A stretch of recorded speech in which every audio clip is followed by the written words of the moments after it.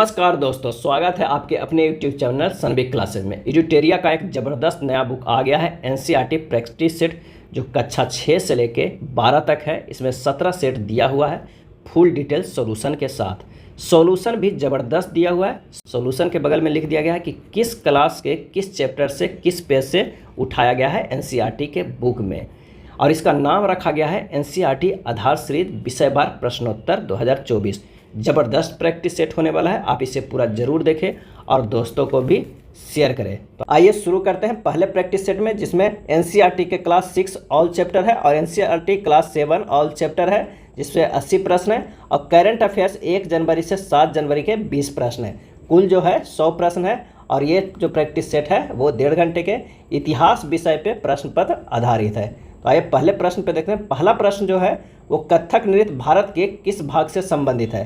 कथक नृत्य भारत के किस भाग से संबंधित है, और इसका सही जवाब हो जाएगा ऑप्शन ए, उत्तर भारत से संबंधित है। अब इसका जो सॉल्यूशन डिटेल है वो क्या है, तो कथक शब्द कथा शब्द से निकलता है, जिसका प्रयोग संस्कृत तथा अन्य भाषाओं में कहानी के लिए किया जाता है। यह नृत्य शैली उत्तर भारत के अनेक भागों से जुड़ी है। कथक मूल रूप से उत्तर भारत के मंदिरों में कथा यानी कहानी सुनाने वालों की एक जाति थी। ये कथावार अपने हाव भाव तथा संगीत से अपने कथा वाचन को अलंकृत किया करते थे। 15वीं तथा 16वीं शताब्दियों में भक्ति आंदोलन के प्रसार के साथ कथक एक विशिष्ट नृत्य शैली का रूप धारण करने लगा। चलिए नेक्स्ट प्रश्न पे चलते हैं। मेसोलिथिक या मध्यपाषाण युग के संबंध में निम्नलिखित कथनों पर विचार कीजिए। क्या क्या कथन है कि इस समय पत्थर के औजार को माइक्रोलिथ कहा जाता था। पत्थर के औजार आकार में बड़े थे।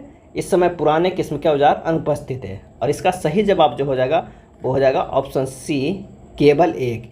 इस समय पत्थर के औजार को माइक्रोलिथ कहा जाता था। अगर इसका डिटेल देखते हैं तो लगभग 12,000 वर्ष पहले से लेकर 10,000 वर्ष पहले तक के काल को मेसोलिथिक यानी मध्य प्रस्तर कहा जाता है। इस अवधि के दौरान पाए जाने वाले पत्थर के औजार समान रूप से छोटे और इन्हें माइक्रोलिथ कहा जाता है। माइक्रोलिथ संभवतः आरी और हसिया जैसे उपकरण बनाने के लिए हड्डी या लकड़ी के हैंडल पर लगाए गए सूक्ष्म पत्थर थे। इस समय तक पुराने किस्म के औजार भी उपयोग में आते थे। नेक्स्ट प्रश्न है कि बसोहली शैली किस राज्य से संबंधित है। बसोहली शैली किस राज्य से संबंधित है, और इसका सही आंसर हो जाएगा ऑप्शन ए, हिमाचल प्रदेश राज्य से संबंधित है। 17वीं शताब्दी के बाद वाले वर्षों में हिमाचल प्रदेश क्षेत्र में लघु चित्रकला की एक साहसपूर्ण एवं भावप्रवणशाली का विकास हो गया, जिसे बसोहली शैली कहा जाता है। भावप्रवणशाली का विकास हो गया, जिसे बसोहली शैली कहा जाता है। नेक्स्ट है रसमंजरी की रचना किसने की। रसमंजरी की रचना किसने की, और इसका सही आंसर हो जाएगा ऑप्शन सी, भानुदत्त। हिमाचल के लघु चित्रकला की जो सबसे लोकप्रिय पुस्तक चित्रित की गई थी वह थी भानुदत्त की रसमंजरी। यह क्षेत्रीय लघु चित्रकला की विशिष्ट शैली को दर्शाता है, भानुदत्त की रसमंजरी। अगला प्रश्न है कि बृहद्रम पुराण के संबंध में निम्नलिखित कथनों पर विचार करें। बृहद्रम पुराण के संबंध में निम्नलिखित कथनों पर विचार करें। यह क्या है, इसकी रचना बंगाल में की गई। इसमें ब्राह्मणों को कुछ विशिष्ट प्रकार की मछलियाँ खाने की अनुमति दी गई, और इसका सही जवाब हो जाएगा ऑप्शन सी, 1 और 2 दोनों कथन जो है वो सही है। बृहद्रम पुराण जो बंगाल में रचित 13वीं शताब्दी का संस्कृत ग्रंथ है, इसने स्थानीय बंगाली संस्कृति के तहत वहाँ के ब्राह्मणों को कुछ खास किस्मों की मछली खाने की अनुमति देती है। आंसर हो जाएगा ऑप्शन सी। चलिए आइए सही मिलान करते हैं। फर्रुखसियार का जो है वो कब से बादशाह रहे, तो 1713 से 1719 ईस्वी तक, तो इसका हो जाएगा 2। आलमगीर द्वितीय रहे 1754 से 1759 ईस्वी तक, तो ये हो जाएगा 3 नंबर। शाह आलम द्वितीय 1759 से 1806 ईस्वी तक, ये चौथे नंबर। और अहमद शाह 1748 से लेकर कब तक, 1754 तक, तो अहमद शाह का ये हो जाएगा। तो आंसर जो हमारे पास हो जाएगा कौन सा हो जाएगा, बी हो जाएगा। अगला प्रश्न है कि मुगल काल में सवाई राजा जय सिंह को किस क्षेत्र की सूबेदारी मिली थी। मुगल काल में सवाई राजा जय सिंह को किस क्षेत्र की सूबेदारी मिली थी। सही आंसर हो जाएगा ऑप्शन बी, मालवा क्षेत्र। मुगल काल में प्रभावशाली राजपूत घरानों ने गुजरात और मालवा के लाभदायक सूबों की सूबेदारी का दावा किया। जोधपुर के राजा अजीत सिंह को गुजरात की सूबेदारी और अंबर के सवाई राजा जय सिंह को मालवा की सूबेदारी मिली थी। अंबर के सवाई राजा जय सिंह को मालवा की सूबेदारी मिल गई। 1722 में सवाई राजा जय सिंह को आगरा की सूबेदारी मिली। तो आंसर जो हो जाएगा ऑप्शन बी। नवपाषाण काल के औजारों के संबंध में निम्नलिखित कथनों पर विचार कीजिए। कथन है कि औजार पॉलिश किए जाते थे और इस अवधि में ओखल और मुसल का उपयोग अनाज को पीसने के लिए किया जाता था। और इसका जो सही विकल्प हो जाएगा वो हो जाएगा सी, दोनों जो है वो कथन सही है, 1 और 2 दोनों। अगर इसका डिटेल जानते हैं तो क्या जानते हैं, तो लगभग 9500 ईसा पूर्व के समय में नवपाषाण काल की शुरुआत मानी जाती है। इसी समय कई स्थलों से पत्थर के औजार भी मिले हैं। इनमें से कई औजार पहले के पुरापाषाण कालीन औजारों से भिन्न हैं और इसलिए इन्हें नवपाषाण कालीन कहा जाता है। इनमें ऐसे उपकरण शामिल हैं जिनमें ठीक से काटने के लिए धार दी गई थी और अनाज तथा अन्य पौधों के उत्पाद को पीसने के लिए ओखल और मुसल का उपयोग किया जाता था। ओखल और मुसल का उपयोग अनाज को पीसने के लिए हजारों साल बाद आज भी किया जाता है। साथ ही साथ पुरापाषाण प्रकार के उपकरण बनाए हैं और इस्तेमाल किए जाते रहे हैं। उल्लेखनीय है कि कुछ औजार हड्डी के भी बने थे। नेक्स्ट प्रश्न देखते हैं, सिख जत्थों तथा मिसलों की संयुक्त सेना को क्या कहा जाता था? और इसका सही आंसर हो जाएगा ऑप्शन सी, दल खालसा। क्या कहा जाता था? दल खालसा। 18वीं शताब्दी में कई योग्य नेताओं के नेतृत्व में सिखों ने अपने आप को पहले जत्थों में और बाद में मिसलों में संगठित किया। इन जत्थों और मिसलों की संयुक्त सेनाएं दल खालसा कहलाया। किसकी संयुक्त सेनाएं? तो एक है जत्थों और दूसरा क्या है? और मिसलों। क्या है? मिसलों की संयुक्त सेनाएं दल खालसा कहलाती थी। नेक्स्ट है, सिखों की राखी व्यवस्था के अंतर्गत उपज का कितना प्रतिशत हिस्सा संरक्षण के लिए लिया जाता था? सिखों की राखी व्यवस्था के अंतर्गत उपज का कितना प्रतिशत हिस्सा संरक्षण के लिए लिया जाता था? और इसका सही आंसर हो जाएगा ऑप्शन सी, 20%। 18वीं शताब्दी में दल खालसा बैसाखी और दिवाली के पर्वों पर अमृतसर में मिलता था। इन बैठकों में वो सामूहिक निर्णय लिए जाते थे जिन्हें जो कहता है गुरुमत्ता यानी गुरु के प्रस्ताव कहा जाता था। सिखों ने राखी व्यवस्था स्थापित की जिसके अंतर्गत किसानों की उनकी उपज का 20% कर के रूप में लेकर बदले में उन्हें संरक्षण प्रदान किया जाता था। अगला है, ऋग वैदिक काल के दौरान प्रचलित राजनीतिक व्यवस्था के बारे में सत्य कथन का चयन करें। राजा के पास लोगों से कर एकत्र करने की शक्ति थी। दूसरा कथन, राजा का पुत्र स्वाभाविक रूप से राजा का उत्तराधिकारी होता था। और इसका अगर डिटेल देखते हैं तो इसका जो आंसर हो जाएगा उपयुक्त में से कोई नहीं। तो क्या है डिटेल? तो 1500 ईस्वी से 1100 ईस्वी पूर्व के काल को ऋग्वैदिक काल कहा जाता है। ऋग्वैदिक काल के दौरान कोई संपादन के संदर्भ में 2 वर्गों का वर्णन मिलता है। पहला पुरोहित, जिन्हें कभी कभी ब्राह्मण भी कहा गया है और जो विभिन्न अनुष्ठानों को संपन्न करवाता था, और दूसरा जो वर्ग है वो राजाओं का था। इन राजाओं के पास न तो राजधानी नगर थे और न महल, न सेनाएं थी और ना ही वे कर एकत्र करते थे, कर एकत्र नहीं करते थे। समान रूप से राजा का पुत्र राजा नहीं बन सकता था। यानी इसका आंसर जो है डी, उपयुक्त में से कोई नहीं। उत्तर वैदिक काल की सामाजिक स्थिति के बारे में निम्नलिखित कथनों पर विचार करें। क्या है कथन? महिलाओं और क्षुद्रों दोनों वेदों का अध्ययन करने की अनुमति नहीं दी गई थी। दूसरा, अब वर्ण व्यवस्था जन्म के आधार पर तय की जाती थी। इसका सही जवाब हो जाएगा ऑप्शन सी, ये दोनों कथन जो है वो सही है। आइए इसका डिटेल जानते हैं। ऋग्वैदिक काल की तुलना में अब समाज जटिल हो रहा था। पुरोहितों ने लोगों को 4 समूहों में विवाहित कर दिया था जिन्हें वर्ण कहा जाता था। उनके अनुसार प्रत्येक वर्ण के अलग अलग कार्य निर्धारित थे। अब कौन कौन से वर्ण थे? तो पहला वर्ण ब्राह्मण का था, दूसरे स्थान पर शासक थे जिन्हें क्षत्रिय कहा जाता था, तीसरे विश्य या वैश्य कहा जाता था और अंतिम क्षुद्र थे। महिलाओं को प्रायः क्षुद्रों के साथ ही वर्गीकृत किया जाता था जिन्हें वेदों का अध्ययन करने का अनुमति नहीं था। पुरोहितों ने यह भी कहा कि ये समूह जन्म के आधार पर निर्धारित किए गए थे। उदाहरण के लिए यदि किसी के पिता और माता दोनों ब्राह्मण होते थे तो वह अपने आप ही ब्राह्मण हो जाता था। इसी तरह के और भी उदाहरण मिलते थे। तो आंसर हो जाएगा ये सी, वर्ण व्यवस्था जन्म के आधार पर तय की जाती थी। नेक्स्ट है, प्रशस्ति का अर्थ क्या होता है? और इसका सही आंसर हो जाएगा ऑप्शन सी, प्रशंसा। प्रशस्ति एक विशेष किस्म का अभिलेख है। यह एक संस्कृत शब्द है जिसका अर्थ प्रशंसा होता है। गौतमी पुत्र श्री सातकर्णी जैसे कुछ शासकों के लिए प्रशस्तियों की रचना की गई थी। नेक्स्ट है, समुद्रगुप्त की नीतियों का वर्णन किसने किया? समुद्रगुप्त की नीतियों का वर्णन किसने किया? इसका सही जवाब हो जाएगा ऑप्शन डी, हरिसेन। सम्राट समुद्रगुप्त के दरबारी कवि हरिसेन थे। उन्होंने समुद्रगुप्त की वीरता की स्मृति में एक प्रसिद्ध कविता लिखी थी।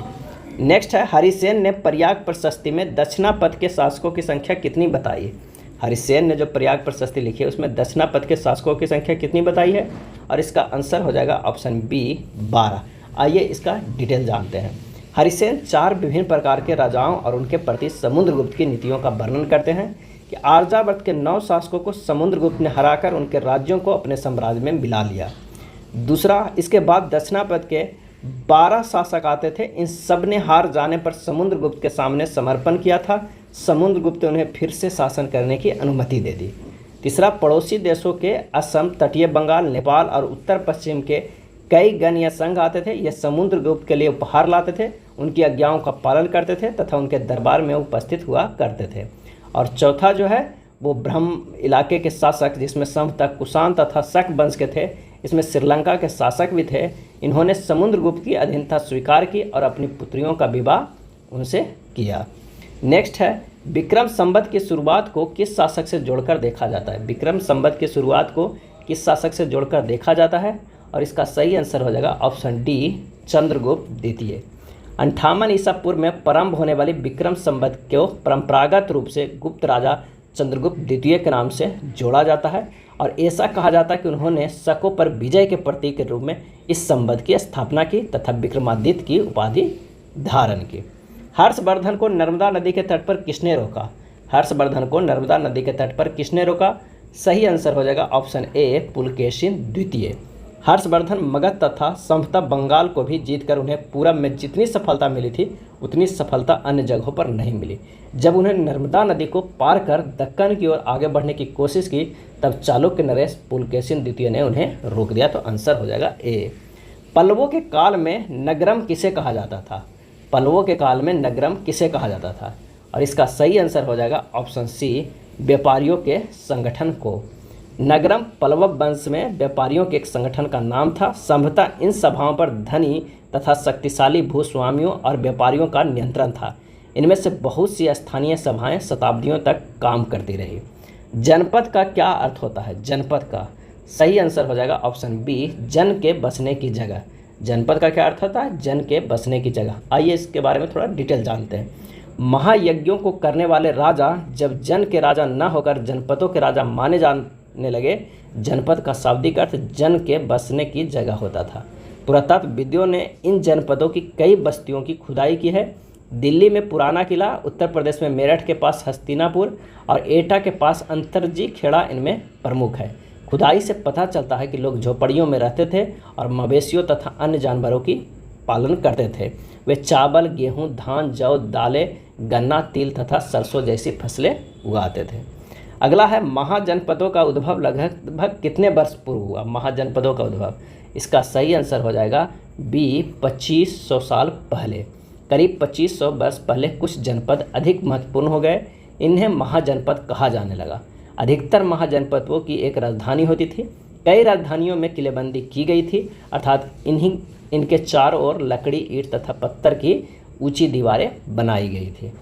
नेक्स्ट है, महाजनपद काल के संबंध में निम्नलिखित कथनों पर विचार करें। क्या है?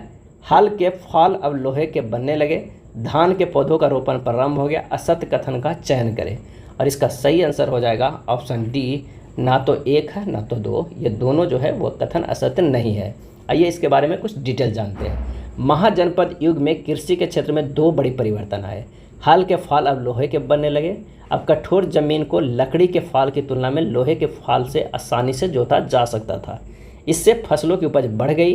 दूसरे लोगों ने धान के पौधे के रोपण शुरू किया, अर्थात खेतों में बीज छिड़ककर धान उपजाने के बजाय धान की पौधा तैयार कर उनका रोपण शुरू किया गया। अब पहले की तुलना में बहुत ज़्यादा पौधे जीवित रहे जाते थे, इसलिए पैदावार भी ज़्यादा होने लगी। चलिए नेक्स्ट है, पाणिनि के संबंध में निम्नलिखित कथनों पर विचार करें। उन्होंने संस्कृत के लिए व्याकरण तैयार किया। दूसरा कथन, उन्होंने एक विशेष क्रम में स्वर की रचना की, परंतु व्यंजन के बाद के काल में अन्य विद्वानों द्वारा जोड़ा गया। नीचे दिए गए कूट में सही विकल्प को चुनें। आंसर हो जाएगा एक, केवल एक। उन्होंने संस्कृत के लिए व्याकरण तैयार किया। सबसे प्रसिद्ध व्याकरण विदों में से एक पाणिनि थे, जिन्होंने संस्कृत के लिए एक व्याकरण तैयार किया। उन्होंने ही एक विशेष क्रम में स्वर और व्यंजन की व्यवस्था की और फिर इनका उपयोग जो है वो बीज गणित में पाए जाने वाले सूत्र की तरह सूत्र बनाने में किया। नेक्स्ट प्रश्न है, बज्जी संघ का वर्णन किस पुस्तक में है? बज्जी संघ का, इसका सही आंसर हो जाएगा ऑप्शन सी, दीर्घ निकाय में वर्णन है। आइए इसके बारे में थोड़ा डिटेल जानते हैं। बज्जी संघ का यह वर्णन दीर्घ निकाय से लिया गया है। दीर्घ निकाय एक प्रसिद्ध बौद्ध ग्रंथ है जिसमें बुद्ध के कई व्याख्यान दिए गए हैं। इन्हें करीब 2300 साल पहले लिखा गया था। गण या संघ में कई शासक होते थे और इसमें से प्रत्येक व्यक्ति राजा कहलाता था। ये सभी राजा विभिन्न अनुष्ठानों को एक साथ संपन्न करते थे। सभाओं में बैठकर ये बातचीत, बहस और वाद विवाद के जरिए तय करते थे कि क्या करना है और किस तरह करना है। शत्रुओं के आक्रमण से निपटने के लिए वे मिलकर चर्चाएं करते थे। स्त्रियां, दास तथा कर्मकार इन सभाओं में हिस्सा नहीं ले सकते थे। आंसर हो जाएगा सी, दीर्घ निकाय में वर्णन है बज्जी संघ का। पूरी उड़ीसा, जो उड़ीसा में जगन्नाथ जी का मंदिर किस वंश के शासक ने बनवाया था? पूरी उड़ीसा में जगन्नाथ जी का मंदिर किस वंश के शासक ने बनवाया था?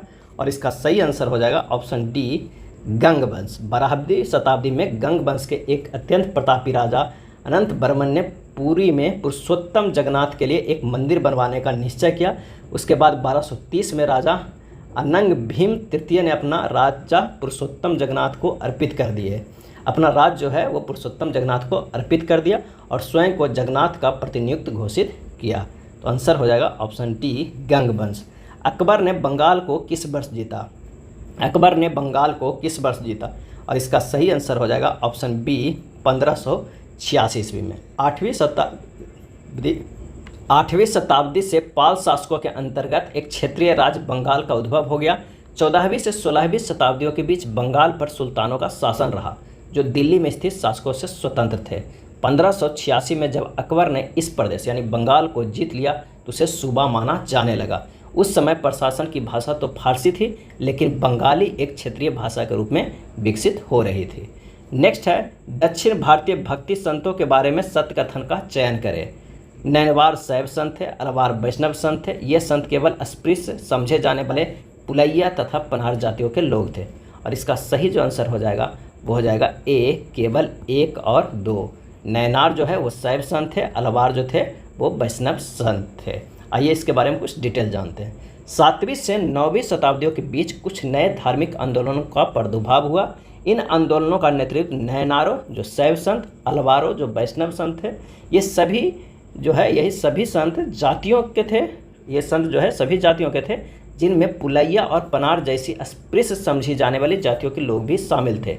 वे बौद्ध और जैनों के कटु आलोचक थे। शिव तथा विष्णु के प्रति सच्चे प्रेम को मुक्ति का मार्ग बताते थे। नैनार और अलवार घुमक्कड़ साधु संत थे, जिसे किसी स्थान या गांव में जाते थे, वहां के स्थानीय देवी देवताओं की प्रशंसा में सुंदर कविताएं रचकर उन्हें संगीतबद्ध कर दिया करते थे। अगला है, निम्नलिखित कथनों पर विचार करें और नीचे जैसे दिए गए कूट में सही विकल्प चुनें। पुहार पांड्यों का बंदरगाह था, दूसरा मदुरै चोलों का बंदरगाह था। और इसका सही आंसर हो जाएगा डी, उपयुक्त में से कोई नहीं। दक्षिण भारत में चोल, चेर और पांडे के पास सत्ता के 2 केंद्र थे, एक अंतर्देशीय और एक तटीय। इन तटीय शहरों में से 2 बहुत महत्वपूर्ण थे। पुहार या कावेरी पट्टनम यह चोलों का बंदरगाह था, मदुरै पांडवों की राजधानी थी। नेक्स्ट प्रश्न है, दार्शनिक शंकर के बारे में निम्नलिखित कथनों पर विचार करें। शंकर का जन्म 8वीं शताब्दी में तमिलनाडु में हुआ। वे अद्वैतवाद के समर्थक थे। उन्होंने जगत को मिथ्या या माया कहा। मोक्ष प्राप्ति के लिए ज्ञान के मार्ग को अपनाने का उपदेश दिया। तो इसका सत्य कथन कौन सा है? तो इसका सही जवाब जो हो जाएगा वो हो जाएगा बी, केवल 2, 3 और 4 जो है वो सत्य है। आइए जानते हैं इनके बारे में डिटेल। भारत के सर्वाधिक प्रभावशाली दार्शनिकों में से एक शंकर का जन्म 8वीं शताब्दी में केरल प्रदेश में हुआ, न कि तमिलनाडु में हुआ। वे अद्वैतवाद के समर्थक थे, जिसके अनुसार जीव, आत्मा और परमात्मा जो परम सत्य है दोनों एक ही हैं। उन्होंने यह शिक्षा दी है कि ब्रह्मा जो एकमात्र या परम सत्य है वह निर्गुण और निराकार है। शंकर ने हमारे चारों ओर के संसार को मिथ्या या माया माना और संसार का परित्याग करने अर्थात संन्यास लेने और ब्रह्मा की सही प्रकृति को समझने और मोक्ष प्राप्त करने के लिए ज्ञान के मार्ग को अपनाने का उपदेश दिया। अगला है, वीर शैव आंदोलन किस क्षेत्र में प्रारंभ हुआ? वीर शैव आंदोलन किस क्षेत्र में प्रारंभ हुआ? आंसर हो जाएगा ऑप्शन बी, कर्नाटक। तमिल भक्ति आंदोलन और मंदिर पूजा के परिणाम स्वरूप जो प्रतिक्रिया हुई वह बसपन्ना और लम्मा प्रभु एवं अकमहा देवी जैसे उसके साथियों द्वारा प्रारंभ किए गए वीर शैव आंदोलन में स्पष्ट दिखलाई देती है। यह आंदोलन 12वीं शताब्दी के मध्य में कर्नाटक में प्रारंभ हुआ था। वीर शैवों ने सभी व्यक्तियों को समानता के पक्ष में और जाति तथा नारी के प्रति व्यवहार के बारे में ब्राह्मणवादी विचारधारा के विरुद्ध अपने प्रबल तर्क प्रस्तुत किया। इसके अलावा वे सभी प्रकार के कर्म कांडों और मूर्ति पूजा के विरोधी थे। नेक्स्ट प्रश्न है कि महात्मा गांधी का प्रिय भजन वैष्णव जन तो तेने कहिए पीर पराई जाने रे किसने लिखा? वैष्णव जन तो तेने कहिए पीर पराई जाने रे किसने लिखा? और इसका सही आंसर हो जाएगा ऑप्शन डी, नरसिंह मेहता ने। दक्कन के संत कवियों ने सभी प्रकार के कर्म कांडों, पवित्रता के ढोंगों और जन पर आधारित सामाजिक अंतरों का विरोध किया, यहाँ तक कि उन्होंने संन्यास के विचार को भी ठुकरा दिया और किसी भी अन्य व्यक्ति की तरह रोजी रोटी कमाते हुए परिवार के साथ रहने और विनम्रतापूर्वक जरूरतमंद साथी व्यक्तियों की सेवा करते हुए जीवन को बिताने को अधिक पसंद किया। उन्होंने इस बात पर बल दिया कि असली भक्ति दूसरों के दुखों को बांट कर लेना है। इससे एक नए मानवतावादी विचार का उद्भव हुआ, जैसा कि सुप्रसिद्ध गुजराती संत नरसिंह मेहता ने कहा था कि वैष्णव जन तो तेने कहिए पीर पराई जान रे। पूरा डिटेल इसमें किया गया है, एनसीईआरटी के बुक में जो डिटेल दिया गया है, जैसे क्लास 7 चैप्टर 6 से ये बातें लिया गया था, तो वहाँ का पूरा डिटेल वो प्रिंट किया गया है। एडिटोरिया के बुक में काफ़ी अच्छा डिटेल सोल्यूशन दिया गया है, वही आपको यहाँ हम बता रहे हैं। नेक्स्ट प्रश्न पर चलते हैं। परम में नाथ पंथ भारत के किस क्षेत्र में लोकप्रिय हुए? परम में नाथ पंथ भारत के किस क्षेत्र में लोकप्रिय हुए? सही जवाब हो जाएगा ऑप्शन बी, उत्तरी क्षेत्र में। मध्यकाल में अनेक ऐसे धार्मिक समूह उभरे जिन्होंने साधारण तर्क वितर्क का सहारा देकर रूढ़िवादी धर्म के कर्मकांडों और अन्य बनावटी पहलुओं तथा समाज व्यवस्था की आलोचना की। उनमें नाथपंथी, सिद्धाचार और योगी जन उल्लेखनीय हैं। उन्होंने संसार का परित्याग करने का समर्थन किया। उनके विचार से निराकार परम सत्य का चिंतन, मनन और उसके साथ एक हो जाने की अनुभूति ही मोक्ष का मार्ग है। इसके लिए उन्होंने योगासन, प्राणायाम और चिंतन मनन जैसी क्रियाओं के माध्यम से मन एवं शरीर को कठोर प्रशिक्षण देने की आवश्यकता पर बल दिया है। अगला है, मीराबाई किसकी अनुयायी बन गई? मीराबाई। और इसका सही आंसर जो हो जाएगा ऑप्शन डी, रविदास। किसके? रविदास। मीराबाई एक राजपूत राजकुमारी थी जिनका विवाह 16वीं शताब्दी में मेवाड़ के राजा राजसी घराने में हुआ था। मेवाड़ के एक राजसी घराने में हुआ था। मीराबाई रविदास, जो अस्पृश्य जाति के माने जाते थे, के अनुयायी बन गई। वो कृष्ण के प्रति समर्पित थी और उन्होंने अपने गहरे भक्ति भाव को कई भजनों में अभिव्यक्त किया है। उनके गीतों ने उच्च जातियों के रीतियों नियमों को खुली चुनौती दी तथा वे गीत राजस्थान व गुजरात के जनसाधारण में बहुत लोकप्रिय हुए। अगला है, चोल काल में करों के संबंध में निम्नलिखित कथनों पर विचार कीजिए और बताइए कि कौन सा सही है। बेट्टी एक प्रकार का ऐसा कर था जिसे नगद में संग्रहित किया जाता था। दूसरा, कदमई एक भू राजस्व था। और इसका सही आंसर हो जाएगा ऑप्शन बी, केवल जो है वो सेकेंड सही है। चोल काल स्थानीय स्वशासन के लिए प्रसिद्ध था। तमिलनाडु शासन करने वाले चोलों के शिलालेखों में विभिन्न प्रकार के करों के लिए 400 से अधिक शब्द हैं। सबसे अधिक उल्लेखित कर जो है वो बेट्टी है, जो नगद में नहीं बल्कि जबरन मजदूरी के रूप में लिया जाता था, और कदमई भू राजस्व के रूप में लिया जाता था। अगला है, कबीर का जन्म किस परिवार में हुआ था? कबीर का जन्म, और इसका आंसर हो जाएगा ऑप्शन बी, जुलाहा में। कबीर का जन्म संभवतः 15वीं-16वीं सदी में हुआ था। वे एक अत्यधिक प्रभावशाली संत थे। उनका पालन पोषण बनारस में या उसके आसपास के एक मुसलमान जुलाहा यानी बुनकर परिवार में हुआ था। हमें उनके विचारों की जानकारी उनकी साखियों और पदों के विशाल संग्रह में मिलती है, जिनके बारे में यह कहा जाता है कि इनकी रचना तो कबीर ने की थी, परंतु ये घुमंतु भजन गायकों द्वारा गाए जाते थे। इनमें से कुछ भजन गुरु ग्रंथ साहब, पंचबानी और बीजक में संग्रहित एवं सुरक्षित है। लंगर व्यवस्था की शुरुआत किसने की थी? लंगर व्यवस्था की, और इसका सही जवाब हो जाएगा ऑप्शन ए, गुरु नानक ने। तलवंडी पाकिस्तान में ननकाना साहब में जन्म लेने वाले गुरु नानक ने करतारपुर, जो रावी नदी के तट पर डेरा गुरु नानक के नाम से जाना जाता है, में एक केंद्र स्थापित करने से पहले कई यात्राएं की। उन्होंने अपने अनुयायियों के लिए करतारपुर में एक नियमित उपासना पद्धति अपनाई, जिसके अंतर्गत उन्हीं के शब्दों में भजनों को गाया जाता था। उनके अनुयायी अपने अपने पहले धर्म या जाति अथवा लिंग भेद को नज़रअंदाज करके एक सांची रसोई में इकट्ठे खाते पीते थे। उन्हें लंगर कहा जाता था। गुरु नानक ने उपासना और धार्मिक कार्यों के लिए जो जगह नियुक्त की थी उसे धर्मशाला कहा गया।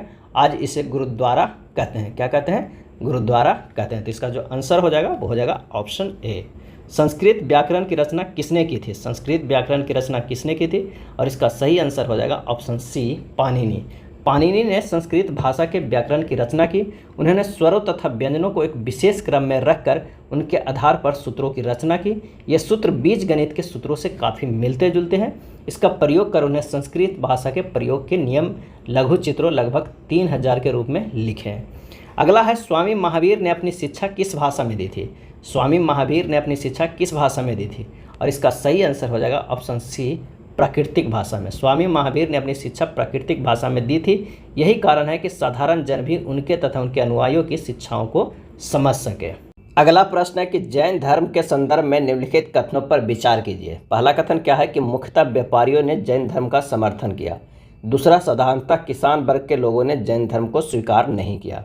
और इसका सही जो आंसर हो जाएगा वो हो जाएगा सी, 1 और 2 दोनों सही है।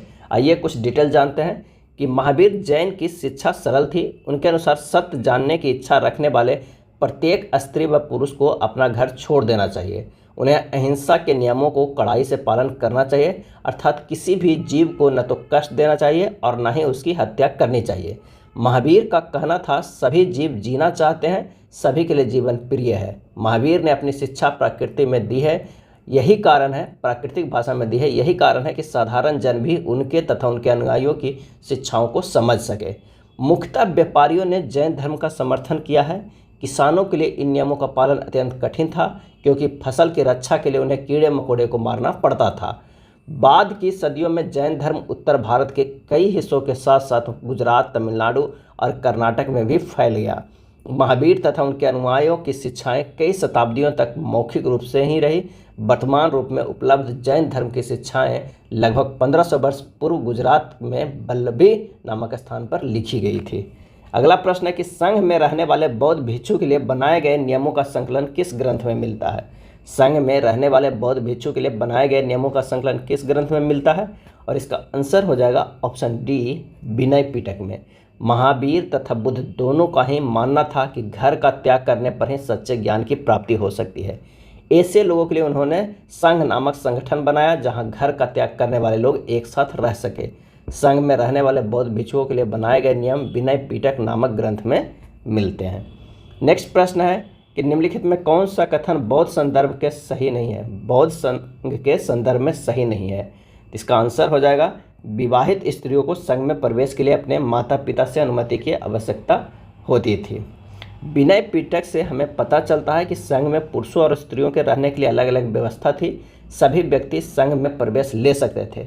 हालांकि संघ में प्रवेश के लिए बच्चों को अपने माता पिता से, दासों को अपने स्वामी से, राजा के यहाँ काम करने वाले लोगों को राजा से तथा कर्जदारों को अपने देनदारों की अनुमति से लेनी थी। एक स्त्री को इसके लिए अपने पति से अनुमति लेनी होती थी। अगला है, महायान के संबंध में निम्नलिखित कथनों पर विचार कीजिए और बताइए कि इनमें से कौन सा जो है वो कथन सत्य है। ये बौद्ध धर्म से संबंधित है। इन्होंने बौद्ध धर्म में मूर्ति पूजा को बढ़ावा दिया। सही जवाब हो जाएगा ऑप्शन सी, 1 और 2 दोनों सही है। महायान की मुख्य विशेषता यही थी कि मूर्तियों में बुद्ध की उपस्थिति सिर्फ कुछ संकेतों के माध्यम से दर्शाई जाती थी। मिसाल के तौर पर उनकी निर्वाण प्राप्ति को पीपल के पेड़ के मूर्ति द्वारा दर्शाया जाता था, पर अब बुद्ध की प्रतिमाएं बनाए जाने लगी। इनमें से अधिकांश मथुरा में तो कुछ तक्षशिला में बनाई जाने लगी। नेक्स्ट है, बोधिसत्व के संबंध में निम्नलिखित कथनों पर विचार करें और सही कथन को चयन करें। वो ज्ञान प्राप्ति के पश्चात एकांतवास में साधना करते थे। बोधिसत्व की पूजा काफ़ी लोकप्रिय थे। वे भारत के बाहर जापान, चीन एवं दक्षिण कोरिया में काफ़ी लोकप्रिय हुए। सही जवाब हो जाएगा ऑप्शन बी, केवल 2 एवं 3 सही है। कितना सही है? केवल ये दोनों सही है। बोधिसत्व उन्हें कहते हैं जो ज्ञान प्राप्त के बाद एकांतवास करते हुए ध्यान साधना कर सकते थे, लेकिन ऐसा करने के बजाय वे लोगों को शिक्षा देने और मदद करने के लिए सांसारिक परिवेश में ही रहना ठीक समझने लगे। धीरे धीरे बोधिसत्व की पूजा काफ़ी लोकप्रिय हो गई और पूरे मध्य एशिया, चीन और बाद में कोरिया तथा जापान तक भी फैल गई। अगले प्रश्न पे चलते हैं कि भारत की यात्रा पर आए निम्नलिखित चीनी बौद्ध तीर्थयात्रियों का कालक्रम के अनुसार सही क्रम कौन कौन सा है? इसका सही आंसर हो जाएगा बी, फॉन्सियन यानी फाहियान, सैन त्सांग यानी हुएनसांग, उसके बाद इत्सिंग। आइए कुछ डिटेल जानते हैं। तीर्थयात्री वे स्त्री पुरुष होते हैं जो प्रार्थना के लिए पवित्र स्थानों को यात्रा किया करते हैं। इसी तरह भारत की यात्रा पर आया चीनी बौद्ध तीर्थयात्रियों फाहियान काफ़ी प्रसिद्ध है। ये करीब 1600 साल पहले आया। हुएनसांग 14 साल पहले भारत आया और उसके करीब 50 साल बाद इत्सिंग आया। वे सब बुद्ध के जीवन से जुड़ी जगहों और प्रसिद्ध मठों को देखने के लिए भारत आए थे। इनमें से प्रत्येक तीर्थयात्री ने अपनी यात्रा का वर्णन लिखा। इन्होंने अपनी यात्रा के दौरान आई मुश्किलों के बारे में भी लिखा और इन यात्राओं में कई वर्ष लग जाया करते थे। जिन देशों और मठों को उन्होंने देखा उनके बारे में उन्होंने लिखा, उन किताबों के बारे में उन्होंने लिखा जिन्हें वे अपने साथ ले गए थे। अगला है चंद्रगुप्त मौर्य के दरबार में जो पश्चिम एशिया के यूनानी राजा सेल्यूकस निकेटर का राजदूत था उसका नाम क्या था? और इसका सही आंसर हो जाएगा ऑप्शन डी, मेगास्थनीज। मेगास्थनीज चंद्रगुप्त मौर्य के दरबार में यूनानी राजा सेल्यूकस निकेटर का राजदूत था। नेक्स्ट है निम्नलिखित में कौन भारत में आए विदेशी आक्रमणकारियों का सही क्रम है? तो आंसर हो जाएगा सबसे पहले हिंद यावन, शक, हिंद पार्थियन, कुषाण। लगभग 2200 वर्ष पहले मौर्य साम्राज्य का पतन हो गया। इसके स्थान पर साथ ही अन्य जगहों पर भी कई नए राज्यों का उदय हुआ। पश्चिमोत्तर में तथा उत्तर भारत के कुछ भागों में करीब 100 सालों तक हिंद यवन राजाओं का शासन रहा। इनके बाद पश्चिमोत्तर, उत्तर तथा पश्चिम भारत पर शक नामक मध्य एशियाई लोगों का शासन स्थापित हुआ। इनमें से कुछ राज्य लगभग 500 वर्षों तक टिके रहे जब तक कि शक शासकों को गुप्त शासकों से पराजय नहीं मिल गई। शकों के बाद कुषाणों लगभग 2000 वर्ष पहले का शासन स्थापित हुआ। कुषाणों का शासन स्थापित हुआ। तो आंसर हो जाएगा हिंद यावन, शक, हिंद पार्थियन, उसके बाद कुषाण। अशोक ने जगह जगह जाकर लोगों को शिक्षा देने के लिए अधिकारियों की नियुक्ति की। इन अधिकारियों को निम्नलिखित में से किस नाम से जाना जाता था? सही आंसर हो जाएगा बी, धम्म महापात्र। अशोक के धम्म में किसी देवता की पूजा अथवा किसी कर्म कांड की आवश्यकता नहीं थी। उन्हें लगता था कि जैसे पिता अपने बच्चों को अच्छे व्यवहार की शिक्षा देते हैं वैसे ही यह उनका कर्तव्य था कि अपनी प्रजा को निर्देश दें। वे बुद्ध के उपदेशों से भी प्रेरित हुए थे। ऐसी कई समस्याएं थी जिनके लिए उन्हें संवेदना थी। उनके साम्राज्य में अलग अलग धर्मों को मानने वाले लोग थे और इससे कई बार टकराव पैदा हो जाता था। जानवरों की बलि चढ़ाई जाती थी, दासों और नौकरों के साथ क्रूर व्यवहार किया जाता था। इनके अलावा परिवार में वे पड़ोसियों के बीच भी झगड़े होते रहते थे। अशोक ने यह महसूस किया कि इन समस्याओं को निदान उनका कर्तव्य है, इसलिए उन्होंने धम्म महामात्र नाम की अधिकारियों की नियुक्ति की जो जगह जगह जाकर धम्म की शिक्षा देते थे। अगला है अशोक के संबंध में निम्नलिखित कथनों पर विचार कीजिए और बताइए कि कौन सा सही है। तो आंसर हो जाएगा कौन सा? तो सी, 1 और 3 सही है। अशोक ऐसा पहला शासक था जिसने अभिलेखों द्वारा जनता तक अपना संदेश पहुंचाने की कोशिश की, यह सही है। अशोक के ज़्यादातर अभिलेख खरोष्टी लिपि में गलत है। अशोक ने अपने एक अभिलेख में कलिंग युद्ध का वर्णन किया है, ये भी सही है। तो आंसर हो जाएगा 1 और 3 जो है वो सही है। अशोक के ज़्यादातर अभिलेख प्राकृतिक भाषा और ब्राह्मी लिपि में है, न कि खरोष्टी लिपि में। अशोक ने अपने 13वें शिलालेख में कलिंग युद्ध का वर्णन किया है। अगला प्रश्न, मुगलों की जागीर दिल्ली सुल्तानों में से किसके बराबर है? और इसका सही आंसर हो जाएगा ऑप्शन सी, इख्ता। मनसबदारी व्यवस्था मुगल साम्राज्य की मजबूत नींव थी। मनसबदारों को अपने वेतन राजस्व कार्य के रूप में प्राप्त होता था जिन्हें जागीर कहा जाता था, जो कुछ हद तक इख्ताओं की तरह थे। 14वीं शताब्दी के ग्रंथ लीला लीलकम के बारे में सत्यकथन का चयन करें। यह केरल में मलयालम में लिखी गई ऐसी पहली साहित्यिक पुस्तक है जो व्याकरण और काव्य से संबंधित है। इस पुस्तक की रचना केवल संस्कृत भाषा में की गई थी। आंसर हो जाएगा डी, उपयुक्त में से कोई नहीं। साथ साथ चेर लोगों ने संस्कृत की परंपराओं से भी बहुत कुछ ग्रहण किया। केरल का मंदिर रंगमंच जिसकी परंपरा इस युग तक खोजी जा सकती है संस्कृत के महाकाव्यों पर आधारित था। मलयालम भाषा की पहली साहित्यिक कृतियाँ जो लगभग 12वीं शताब्दी की बताई जाती है प्रत्यक्ष रूप से संस्कृत की ऋणी है। यह भी जो है एक काफ़ी रोचक तथ्य है कि 14वीं शताब्दी का एक ग्रंथ लीला तिलकम जो व्याकरण और काव्य शास्त्र विषयक है मणिप्रवालम शैली में लिखा गया था। मणिप्रवालम का शाब्दिक अर्थ है हीरा और मंगा, जो यहाँ 2 भाषाएं थे, संस्कृत तथा क्षेत्रीय भाषा के साथ साथ प्रयोग की ओर संकेत करता है। अगला है निम्नलिखित में किन स्थानों पर अशोक के शिलालेख प्राप्त हुए थे? और इसका सही आंसर हो जाएगा डी, उपरोक्त में से सभी। कंधार, ब्रह्मगिरी, जौगढ़, गिरनार, लुम्बिनी सभी जगह मिले हैं। अशोक के शिलालेख कंधार, ब्रह्मगिरी, जौगढ़, गिरनार, लुम्बिनी, दिल्ली, वैशाली, सारनाथ, इलाहाबाद, अमरावती और सांची में पाया गया है। अगला प्रश्न है कि अशोक ने धम्म के विचारों को प्रसारित करने के लिए अपने राजदूत को निम्न में से कहाँ भेजा था? और इसका सही आंसर हो जाएगा उपरोक्त में से सभी। अशोक ने अपने संदेश कई स्थानों पर शिलाओं और स्तंभों पर खुदवा दिए। अधिकारियों को यह निर्देश दिया गया कि वे राजा के संदेश को उन लोगों को पढ़कर सुनाएं जो खुद पढ़ नहीं सकते हैं।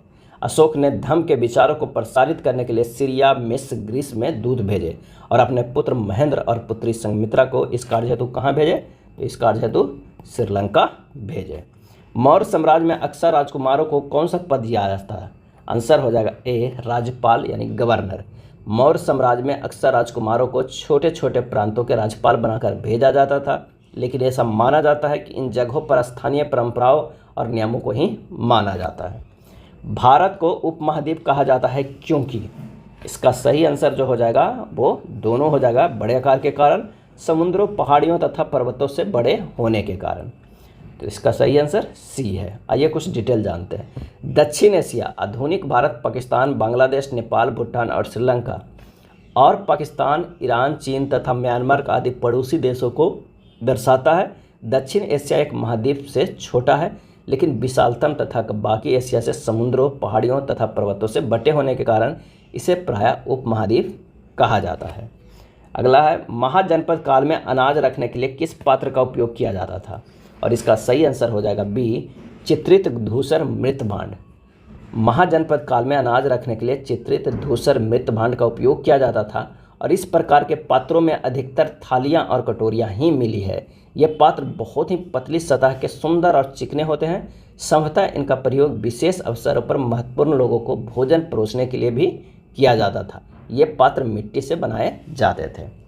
पांडुलिपियों का क्या महत्व है? तो आइए देखते हैं इसमें से कौन सा कथन सही है। तो प्राचीन ज्ञान विज्ञान की बातों की चर्चा, राजाओं के जीवन की चर्चा की प्राप्ति, धार्मिक मान्यताओं व व्यवहारों की चर्चा, स्तंभ लेखों के अध्ययन में। सही आंसर हो जाएगा डी 1, 2, 3 और 4, ये चारों सही है। आइए कुछ डिटेल जानते हैं पांडुलिपियों के बारे में। अतीत की जानकारी हमें कई तरह से प्राप्त कर सकते हैं। इनमें से एक तरीका है अतीत में लिखी गई पुस्तकों को ढूंढना और पढ़ना। ये पुस्तकें हाथ से लिखी होने के कारण पांडुलिपि कही जाती थी। ये पांडुलिपियाँ प्रायः ताड़पत्रों अथवा हिमालय क्षेत्र में उगने वाले भुर्ज नामक पेड़ की छाल के विशेष तरीके से तैयार भोजपत्र पर लिखी मिलती है। इतने वर्षों में इनमें से कई पांडुलिपियों को कीड़ों ने खा लिया तथा कुछ नष्ट कर दी गई। फिर भी ऐसी कुछ पांडुलिपियाँ आज भी उपलब्ध प्रायः ये पांडुलिपियाँ मंदिरों और विहारों में प्राप्त होती है। इन पुस्तकों में धार्मिक मान्यताओं व व्यवहारों, राजाओं के जीवन, औषधियों तथा विज्ञान आदि सभी प्रकार के विषयों की चर्चा मिलती है। इनके अतिरिक्त हमारे यहाँ महाकाव्य, कविताएं तथा नाटक भी हैं। इनमें से कई संस्कृत में लिखे हुए मिलते हैं, जबकि अन्य प्राकृतिक और तमिल में है। प्राकृतिक भाषा का प्रयोग आम लोग करते थे। नेक्स्ट है, निम्नलिखित में कौन कुषाणों की दूसरी राजधानी थी? आंसर हो जाएगा ऑप्शन सी मथुरा। कनिष्क कुषाण साम्राज्य के सबसे शक्तिशाली शासक था। उसके साम्राज्य की राजधानी पुरुषपुर या पेशावर थी। लगभग 2000 वर्ष पूर्व मथुरा कुषाणों की दूसरी राजधानी बनी। मथुरा एक धार्मिक केंद्र भी रहा। यहाँ बौद्ध विहार और जैन मंदिर है। यह कृष्ण भक्ति का महत्वपूर्ण केंद्र था। अरिकामेडु नामक प्राचीन पत्थर निम्नलिखित में से कहाँ स्थित है? और इसका सही आंसर हो जाएगा ऑप्शन डी पुडुचेरी। अरिकामेडु पुडुचेरी में अवस्थित है। लगभग 2200 से 1900 साल पहले अरिकामेडु एक पत्तन था। यहाँ ईंटों से बना एक ढांचा मिला है जो संभवतः गोदाम रहा हो। जातक कथाओं का संकलन निम्नलिखित में से किसके द्वारा किया गया था? जातक कथाओं का आंसर हो जाएगा ऑप्शन ए बौद्ध अनुयायियों द्वारा किया गया था। जातक या जातक कथाएं बौद्ध ग्रंथ त्रिपिटक का सुत्त पिटक अंतर्गत खुद्दक निकाय का भाग है। इन कथाओं में भगवान बुद्ध की कथाएं हैं, जो मान्यता है कि खुद गौतम बुद्ध जी के द्वारा कहे गए। हालांकि कुछ विद्वानों को मानना है कि कुछ जातक कथाएं गौतम बुद्ध के निर्वाण के बाद उनके शिष्यों द्वारा कही गई है। विश्व की प्राचीनतम लिखित कहानियां जातक कथाएं हैं, जिसमें लगभग 600 कहानियां संग्रह की गई है। यह ईस्वी संवत से 300 वर्ष पूर्व की घटना है। इन कथाओं में मनोरंजन के माध्यम से नीति और धर्म को समझाने का प्रयास किया गया है। अगला है, दक्षिण भारत तमिल क्षेत्र में बड़ी भूस्वामियों को क्या कहा जाता था? दक्षिण भारत तमिल क्षेत्र में बड़ी भूस्वामियों को क्या कहा जाता था? आंसर हो जाएगा ऑप्शन डी बेल्ला। बेल्लाल कृषि जमींदारी का एक विशिष्ट वर्ग था, जिसके संगम युग के दौरान प्राचीन तमिल व्यवस्था के अभिजात वर्ग का गठन किया गया था। दक्षिण भारत के तमिल क्षेत्र में बड़ी भूस्वामियों को बेल्ला, साधारण हलवाहों को उनबार और भूमिहीन मजदूर को दास, कड़ैसियार और अधिमयी कहलाते थे। नेक्स्ट है, अफगानिस्तान से प्राप्त होने वाले कंधार अभिलेख के संबंध में निम्नलिखित कथनों पर विचार कीजिए। अभिलेख पर अशोक शासक का आदेश उत्कीर्ण करवाया गया।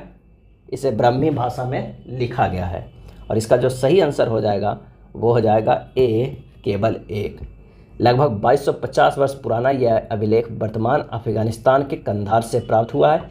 यह अभिलेख अशोक नामक शासक के आदेश पर उत्कीर्ण कराया गया था। जब हम कुछ लिखते हैं तब हम किसी लिपि का प्रयोग करते हैं। लिपियां अक्षरों अथवा संकेतों से बनी होती है। जब हम कुछ बोलते अथवा पढ़ते हैं तब हम एक भाषा का प्रयोग करते हैं।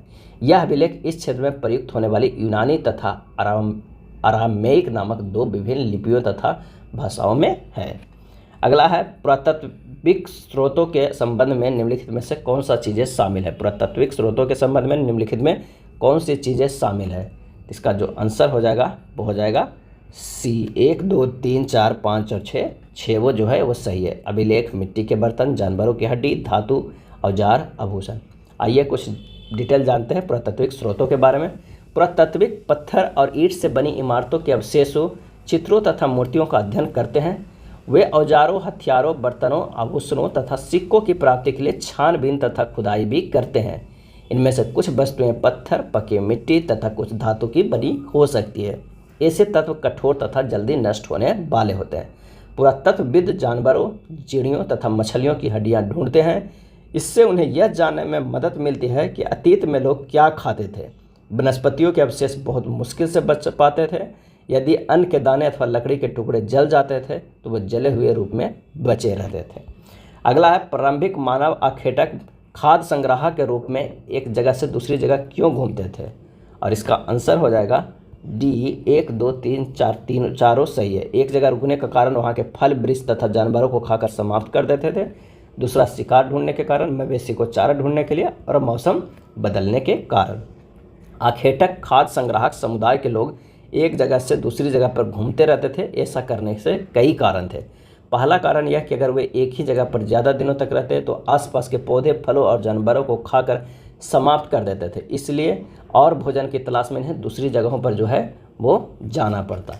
दूसरा ये है कि जानवरों अपने शिकार के लिए या फिर हिरन और मवेशी अपना चारा ढूंढने के लिए एक जगह से दूसरी जगह जाया करते थे, इसलिए इन जानवरों को शिकार करने वाले लोग भी इनके पीछे पीछे जाया करते थे। तीसरा कारण यह है कि पेड़ों और पौधों में फल फूल अलग अलग मौसम में आते हैं, इसलिए लोग उनकी तलाश में उपयुक्त मौसम के अनुसार अन्य इलाकों में घूमते होंगे।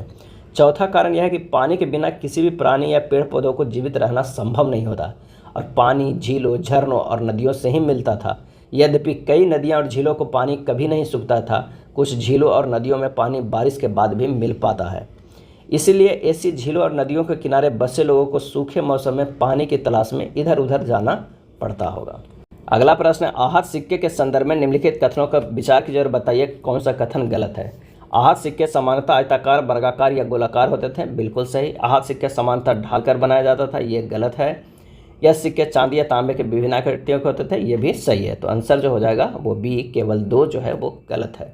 क्या है आहत सिक्के भाई, आइए जानते हैं। आहत सिक्के सामान्यतः आयताकार और कभी कभी वर्गाकार या गोल होते थे। ये या तो धातु की चादर को काटकर या धातु के चपटे गोलिकाओं से बनाए जाते थे। इन सिक्कों पर कुछ लिखा हुआ नहीं था, बल्कि इन पर कुछ चिन्ह ठप्पे बनाए जाते थे, इसलिए ये आहत सिक्के कहलाए। ये सिक्के उपमहाद्वीप के लगभग अधिकांश हिस्सों में पाए जाते हैं और ईसा के आरंभिक सदियों तक ये प्रचलन में रहे। चांदी या तांबे के सिक्कों पर विभिन्न आकृतियों को आहत कर बनाए जाने के कारण इन्हें आहत सिक्का कहा जाता था। अगला है, मथुरा के अभिलेखों में निम्न में से किनका उल्लेख मिलता है। सही जवाब हो जाएगा सुनारों का भी, लोहार एवं बुनकरों का, टोकरी एवं माला बनाने वालों को, सभी का, उपरोक्त में से सभी। लगभग 2000 साल पहले मथुरा कुषाणों की दूसरी राजधानी बनी। मथुरा एक धार्मिक केंद्र भी रहा। यहाँ बौद्ध विहार और जैन मंदिर है। यह कृष्ण भक्ति का एक महत्वपूर्ण केंद्र था। मथुरा में प्रशस्तर खंडों तथा मूर्तियों पर अनेक अभिलेख मिले। आमतौर पर ये संक्षिप्त अभिलेख हैं जो स्त्रियों तथा पुरुषों द्वारा मठों या मंदिरों में दिए जाने वाले दान को उल्लेख करता है। प्रायः शहर के राजा, रानी, अधिकारी, व्यापारी तथा शिल्पकार इस प्रकार के दान करते थे। उदाहरण के लिए मथुरा के अभिलेख में सुनारों, लोहारों, बुनकरों, टोकरी बुनने वालों, माला बनाने वाले और इत्र बनाने वालों को भी उल्लेख मिलता है। अगला है, संगमकालीन व्यापार के संदर्भ में निम्नलिखित में कौन सा कथन जो है वो सही नहीं है। सही नहीं है। आंसर हो जाएगा ए, व्यापारी सामानों को ले जाने के लिए केवल समुद्री मार्गों को प्रयोग करते थे। ये जो है वो कथन सही नहीं है। व्यापारी इन सामानों को रोम ले जाने के लिए समुद्री जहाज़ों और सड़कों दोनों मार्गों का प्रयोग करते थे। दक्षिण भारत सोना, मसाले, खासतौर पर काली मिर्च तथा कीमती पत्थरों के लिए प्रसिद्ध था। सही है। दक्षिण भारत से रोम से व्यापार के प्रमाणन स्वरूप अनेक रोमन सोने के सिक्के मिले हैं। ये भी सही है। तो ये जो कौन सा कथन सही नहीं है, तो ए है। बुद्ध के जीवन, बुद्ध चरित्र के रचनाकार निम्नलिखित में से कौन थे? और इसका आंसर हो जाएगा डी, अश्वघोष। बुद्ध के जीवन, बुद्ध चरित्र के रचनाकार कवि अश्वघोष थे। ये कुषाणों के सबसे प्रसिद्ध शासक कनिष्क के दरबार में रहते थे। पार्स और वसुमित्र जैसे बौद्ध दार्शनिक तथा नागार्जुन जैसे विद्वान कनिष्क के दरबार में विद्वान थे। अगला है, बौद्ध धर्म के प्रसार के संदर्भ में निम्नलिखित कथनों पर विचार कीजिए और उपयुक्त कथनों में से कौन से कथन सही है ये बताइए। आइए देखते हैं कौन सा सही है। बौद्ध धर्म दक्षिण पूर्व की ओर श्रीलंका, म्यांमार, थाईलैंड तथा इंडोनेशिया सहित दक्षिण पूर्व एशिया के अन्य भागों में भी फैला है। दूसरा, इन क्षेत्रों में थेरवाद नामक बौद्ध धर्म का आरंभिक रूप कहीं अधिक प्रचलित था। सही जवाब हो जाएगा सी। 1 और 2 दोनों कथन जो है वो सही है। थेरवाद बौद्ध धर्म के सबसे पुरानी और सबसे पारंपरिक शाखाओं में से एक है। यह मुख्य रूप से थाईलैंड, म्यांमार, श्रीलंका, कंबोडिया और लाओस जैसे दक्षिण पूर्व एशियाई देशों में प्रचलित है। थेरवाद नाम का अर्थ है बुजुर्गों की शिक्षा और बुद्ध की मूल शिक्षाओं के संरक्षण पर जोर देती है। नेक्स्ट है, प्रायः स्तूपे के चारों ओर परिक्रमा करने के लिए एक वृत्ताकार पथ होता था जो कहलाता था। आंसर हो जाएगा ऑप्शन बी, प्रदक्षिण। क्या है? प्रदक्षिणा। प्रदक्षिणा पथ एक पथ था जो स्तूप के चारों ओर बिछाया जाता था। यह रेलिंग से घिरा हुआ था। पथ में प्रवेश द्वारों से होता था। भक्ति के प्रतीक के रूप में भक्त स्तूप के चारों ओर दक्षिणावर्त दिशा में घूमते हैं। दोनों रेलिंगों और प्रवेशों द्वारा को मूर्तियों से सजाया गया था। नेक्स्ट है, प्रारंभिक मानव निम्न से किस आधार पर पौधे तथा जानवरों को चयन करते थे? आइए, कौन से जिनके बीमार होने की संभावना कम होती है? बड़े दाने तथा मजबूत डंठल वाले पौधे, अहिंसक जानवर। और इसका सही आंसर हो जाएगा ऑप्शन सी, तीनों। अपनाए गए ये पौधे तथा जानवर अक्सर जंगली पौधे तथा जानवरों से भिन्न होते हैं। इसकी वजह यह है कि इस प्रक्रिया के तहत अपनाए गए पौधों या जानवरों को लोग चयन करते थे। उदाहरण के तौर पर लोग उन्हीं पौधे तथा जानवरों को चयन करते थे उन्हीं पौधे और जानवरों को चयन करते थे जिनके बीमार होने की संभावना कम हो। यही नहीं, लोग उन्हीं पौधों को चुनते हैं जिनसे बड़े दाने वाले अनाज पैदा होते हैं, साथ ही जिनकी मजबूत डंठल अनाज के पके दानों के भार को संभाल सके। ऐसे पौधे के बीजों को संभाल कर रखा जाता था ताकि फिर से उगाने के लिए उनके गुण सुरक्षित रह सके। उन्हीं जानवरों को आगे प्रजनन के लिए चुना जाता था जो आमतौर पर अहिंसक होते हैं। इसलिए हम देखते हैं कि पाले गए जानवरों तथा कृषि के लिए अपनाए गए पौधे जंगली जानवरों तथा पौधों से धीरे धीरे भिन्न होते गए। मिसाल के तौर पर जंगली जानवरों की तुलना में पालतू जानवरों के दांत और सींग छोटे होते थे। नेक्स्ट है, चोलों का महत्वपूर्ण पत्तन कौन सा था? और इसका सही आंसर हो जाएगा ऑप्शन सी, पुहार। पुहार या पुम पुहार का उल्लेख संगम तमिल साहित्य के कार्यों में किया गया है जो लगभग 3000 पहले कावेरी नदी के मुहाने पर दक्षिण तमिलनाडु में मौजूद पुम पुहार शहर से 30 किलोमीटर दूर स्थित शहर को संदर्भित करता है। यह चोल वंश का एक बंदरगाह था। बंदरगाह शहर अंतर महाद्वीपीय व्यापार में फला फूला है, लेकिन समय के साथ इसमें बदलाव आया है। बुर्ज होम में आवास के संबंध में निम्नलिखित कथनों पर विचार कीजिए। बुर्ज होम में लोग गड्ढे के नीचे घर बनाते थे। पुरातत्वविदों को झोपड़ियों के अंदर तथा बाहर दोनों ही स्थानों पर आग जलाने की जगह मिली है। सही जवाब हो जाएगा सी, दोनों कथन सही है। पुरातत्वविदों को कुछ स्थलों पर झोपड़ियों और घरों के निशान मिले हैं, जैसे कि बुर्ज होम यानी जो वर्तमान कश्मीर में है के लोग गड्ढों के नीचे घर बनाते थे जिन्हें गर्तबास कहा जाता है। इनमें उतरने के लिए सीढ़ियाँ होती थी। इसमें उन्हें ठंड के मौसम में सुरक्षा मिलती होगी। पुरातत्वविदों को झोपड़ियों के अंदर और बाहर दोनों ही स्थानों पर आग जलाने की जगह मिली है। ऐसा लगता है कि लोग मौसम के अनुसार घर के अंदर या बाहर खाना पकाते होंगे। अगला है, कुषाणों के समय बौद्ध धर्म की किस नई शाखा का विकास हुआ था? और इसका सही आंसर हो जाएगा ऑप्शन बी, महायान। महायान बौद्धों का दावा है कि आत्मज्ञान उन लोगों के लिए उपलब्ध है जिनके पास विश्वास है और वे अपने धर्म को जीवन के एक साधना के रूप में देखते हैं जिसे कोई भी अपना सकता है। उन्हें दार्शनिक बहस और बौद्धिक कलाबाजी भी पसंद है और वे देवी देवताओं, बुद्ध और बोधिसत्वों की पूजा करने के साथ साथ स्त्री देवताओं और जादुई शक्तियों की सहायता भी लेते थे। हड़प्पा संस्कृति के संबंध में सही मिलान करें। एक तरफ वस्तु है, एक तरफ आयात स्थान है। तो आइए मिलाते हैं। इसका जो देखते हैं कि तांबा जो है वो कहाँ है, तो राजस्थान में। टीन कहाँ है, अफगानिस्तान में। और सोना जो है वो कर्नाटक में। आंसर जो हो जाएगा बी। क्या हो जाएगा? बी। हड़प्पा के लोग तांबू का आयात संभवतः आज के राजस्थान से करते थे। यहाँ तक कि पश्चिम एशियाई देश ओमान से भी तांबे का आयात किया जाता था। कांसा बनाने के लिए तांबे के साथ साथ जो है वो मिलाई जाने वाली धातु टीन का आयात आधुनिक ईरान और अफगानिस्तान से किया जाता था। सोने का आयात आधुनिक कर्नाटक और बहुमूल्य पत्थर का आयात गुजरात, ईरान और अफगानिस्तान से किया जाता था। नेक्स्ट है हड़प्पाई सभ्यता के अंत के संबंध में इतिहासकारों ने क्या क्या अटकलें लगाई, और इसका आंसर हो जाता है, देखते हैं, नदियों के सूखने के कारण, जंगलों के विनाश होने के कारण, चारगाह मैदान समाप्त होने के कारण, बाढ़ के कारण, शासकों के नियंत्रण समाप्त होने के कारण। सही आंसर हो जाएगा डी 1, 2, 3, 4 और 5, ये पाँचों सही है। आइए कुछ डिटेल जानते हैं इसके बारे में। लगभग 3900 साल पहले एक बड़ा बदलाव देखने को मिलता है। अचानक लोगों ने इन नगरों को छोड़ दिया। लेखन, मुहर और बाटों का प्रयोग बंद हो गया। दूर दूर से कच्चे माल का आयात काफ़ी कम हो गया। मोहनजोदड़ो में सड़कों पर कचरे के ढेर बनने लगे। जल निकास प्रणाली नष्ट हो गई और सड़कों पर ही झुग्गीनुमा घर बनाए जाने लगे। कुछ विद्वानों को कहना है कि नदियाँ सूख गई थी। अन्य का कहना है कि जंगलों का विनाश हो गया था। इसका कारण ये हो सकता है कि ईंटें पकाने के लिए ईंधन की ज़रूरत पड़ती थी। इसके अलावा मवेशियों के बड़े बड़े झुंडों से चारागाह और घास वाले मैदान समाप्त हो गए होंगे। कुछ इलाकों में बाढ़ आ गई होगी। लेकिन इन कारणों से यह स्पष्ट नहीं हो पाता है कि किसी भी नगरों का अंत कैसे हो सकता है, क्योंकि बाढ़ और नदियों के सूखने का असर कुछ ही इलाकों में हुआ होगा। अगला है हड़प्पा सभ्यता के अंत होने का क्या परिणाम हुआ। कूट की सहायता से सही उत्तर चुने। तो आइए देखते हैं इसका सही उत्तर। हड़प्पाई नगरों के लोगों ने छोड़ दिया। मुहरों, लेखन तथा बाटों का प्रयोग बंद हो गया। कच्चे माल का आयात घट गया। नए बस्तियों की संख्या बढ़ गया। आंसर हो जाएगा डी 1, 2, 3 और 4, ये चारों जो है वो सही है। हड़प्पा सभ्यता में शासकों का नियंत्रण समाप्त हो गया और हड़प्पाई नगरों को लोगों ने छोड़ दिया तथा मोहरों, लेखन तथा बाटों का प्रयोग बंद हो गया। इसके चलते कच्चे माल का आयात घट गया। जो भी हुआ हो, परिवर्तन का असर बिल्कुल साफ दिखाई देता है। आधुनिक पाकिस्तान के सिंध और पंजाब की बस्तियां उजड़ गई थी। कई लोग पूरब और दक्षिण के इलाकों में नई और छोटी बस्तियों में जाकर बस गए। इसके लगभग 14 साल बाद नए नगरों का विकास हुआ।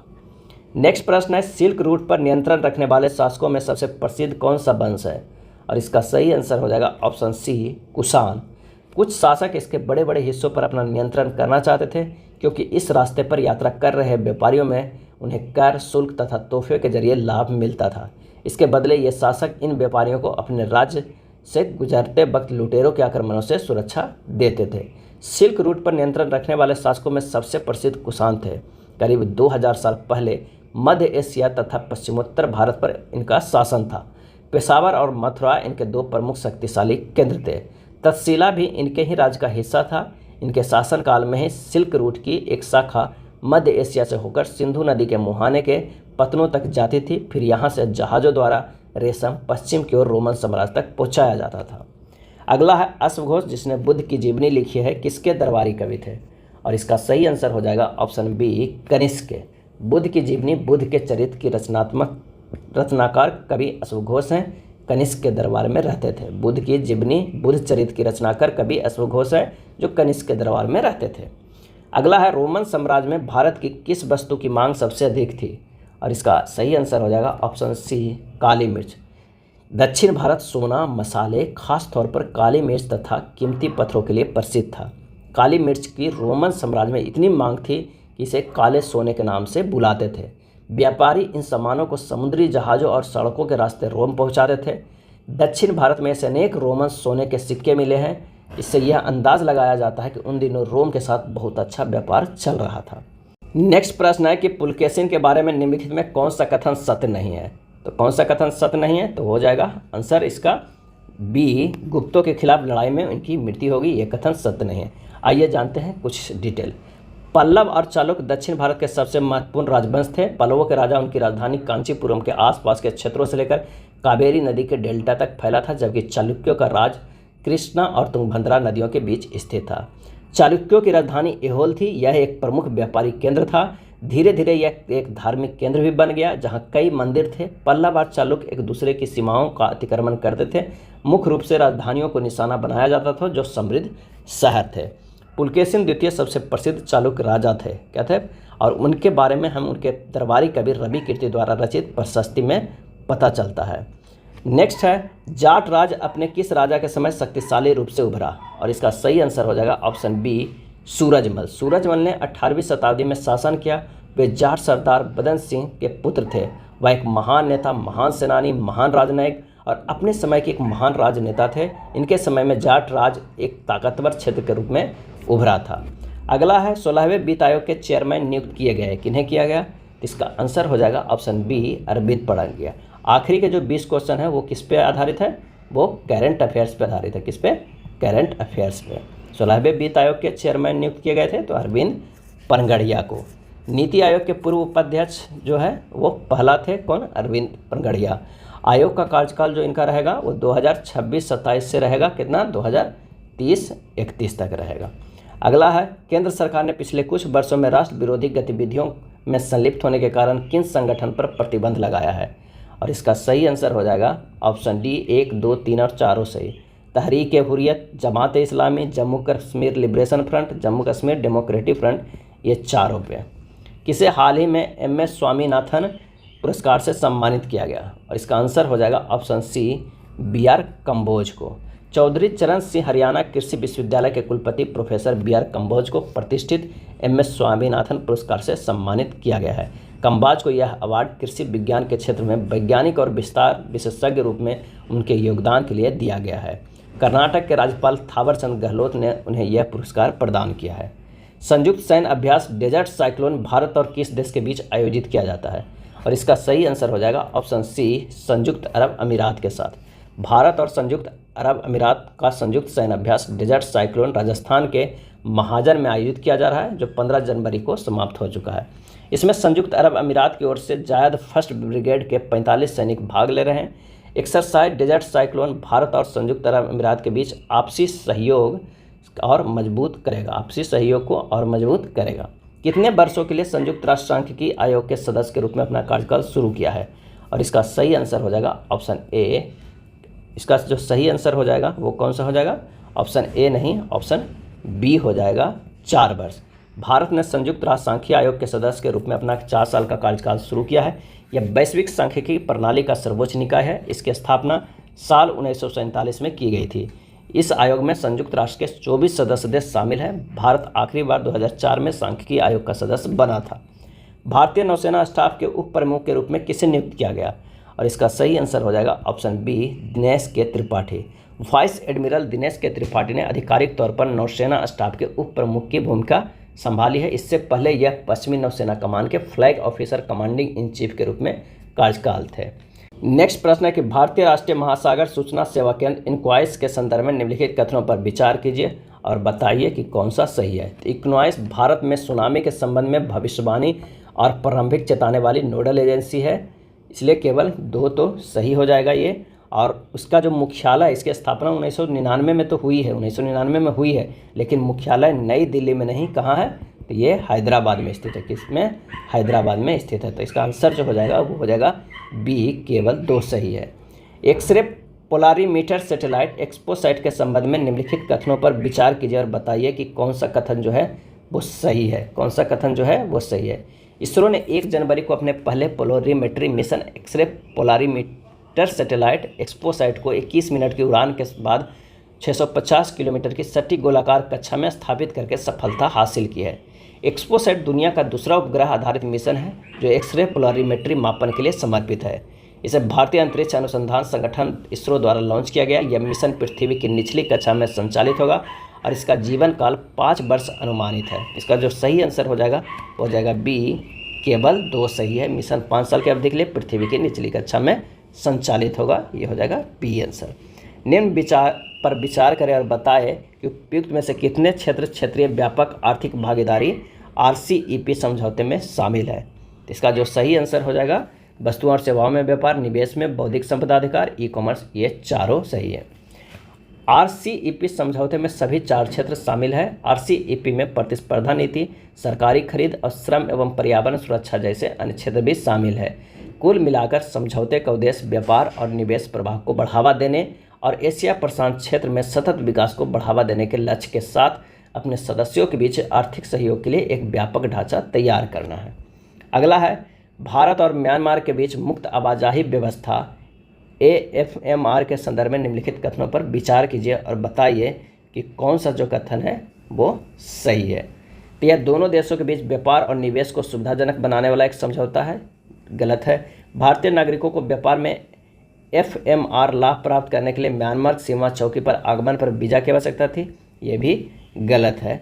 भारत म्यांमार सीमा की पूरी लंबाई FMR के अंतर्गत आती, ये भी गलत है। आंसर जो हो जाएगा वो हो जाएगा डी, कोई नहीं। कथन 1, 2, 3 गलत है। हालांकि FMR का लक्ष्य सीमा संबंधों में सुधार करना और समुदाय को जोड़ना था, लेकिन यह मुख्य रूप से व्यापार या निवेश को सुविधाजनक बनाने पर केंद्रित नहीं था।